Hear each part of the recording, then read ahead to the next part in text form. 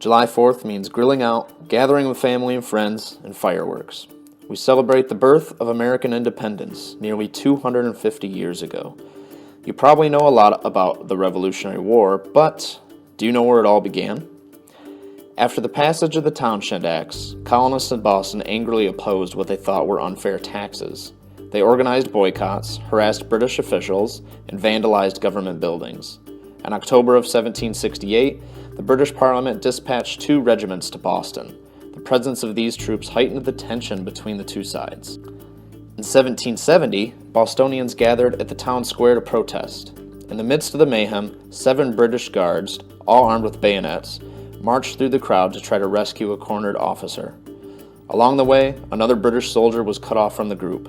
As the crowd closed in on him, he fired his musket in fear. A riot ensued, and 5 colonists were killed.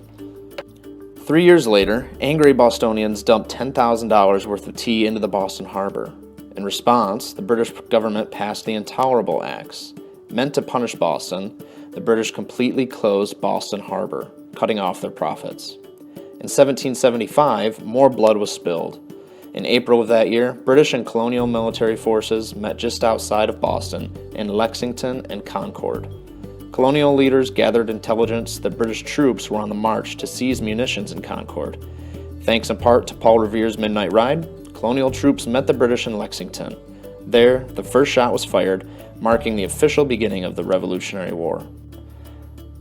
Boston would be heard from again during the Battle for Bunker Hill in June of 1775.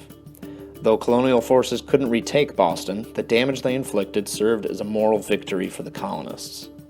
Some of the most notable events during the Revolutionary War happened in Boston. The Boston Massacre, the Boston Tea Party, Paul Revere's Midnight Ride, the shot heard around the world, and the Battle for Bunker Hill all happened in or near one city.